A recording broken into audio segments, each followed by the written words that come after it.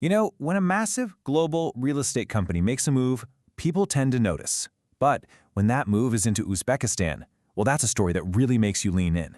So let's unpack the strategy behind Keller Williams' seriously ambitious expansion right into the heart of Central Asia. Wow. Okay. Genghis Khan. You definitely don't hear that comparison every day when you're talking about a real estate company. It's a pretty dramatic way to put it, right? But it absolutely gets the point across. This is a huge, fast-moving expansion. So what's really driving this modern-day conquest? All right, first up, let's break down the actual announcement that got everyone talking, because this isn't just a one-off thing, it's a sign of something much, much bigger. So here it is, the big news. Keller Williams, you probably know him as KW, has officially given the green light for a new master franchise in Uzbekistan. And for a company of this size, that's not just dipping a toe in the water. Planting your flag in a brand new country, especially in this part of the world, is a massive strategic investment. And to really get why this is so significant, you've got to picture the map. Uzbekistan is right there, smack in the middle of Central Asia, completely landlocked. It's surrounded by all these other growing countries, which makes it a really fascinating and, frankly, a very strategic spot to set up shop if you're a global brand looking for a foothold in the region. Okay, but you can't just parachute a big global strategy into a new country and hope it works. You need someone on the ground, a local expert. So who did Keller Williams pick to run the show? Let's meet the guy in charge, Arthur Ugai. And when you look at his resume, it all starts to make sense. This guy isn't just some real estate veteran. I mean, he has deep experience in both real estate and in government, driving major reforms. He's been a franchisee for another big company. He's an author. He even hosts a podcast. This is a leader who gets the country from every possible angle. It's a pretty smart pick.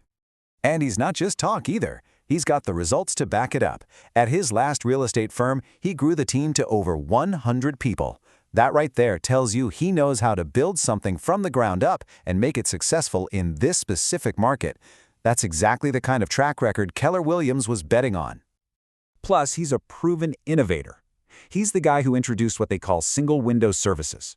So instead of running around to a dozen different offices, drowning in paperwork, he streamlined the whole thing into one simple process.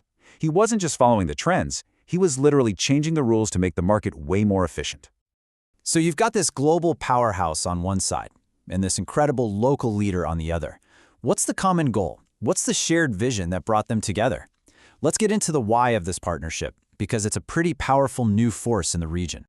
Well, from Keller Williams' perspective, they are all in. The president of KW Worldwide, William Soderov, basically said Ugai isn't just the guy for Uzbekistan, he's the guy whose vision is going to help them grow across all of Asia. That is a massive vote of confidence. They're betting big on him. And what about you guys' side of things? His vision is all about empowerment. He wants to take KW's incredible training and their proven systems and use them to turn local real estate agents into real entrepreneurs. So for him, this isn't just about selling more houses. It's about lifting up the entire industry and raising the bar for service across the board. All right, let's pull back for a second and look at the bigger picture here. This whole Uzbekistan thing, it's not some random isolated move. It's actually just one piece in a much, much larger global puzzle for Keller Williams. And here's the bottom line. Keller Williams is on the hunt. They are deliberately going into these new developing markets, places with huge potential for growth. Their playbook is to find the best local leader they can, partner with them, and just go. Uzbekistan is just the latest example of this, and you can bet it's not going to be the last. Which of course leaves us with a pretty big question. We just saw a real estate giant make a really smart, calculated play in Central Asia. It kind of makes you think, right? As all these huge global brands start looking past the usual markets for their next big win, where are they going to go next? What's the next frontier? What's the next Uzbekistan?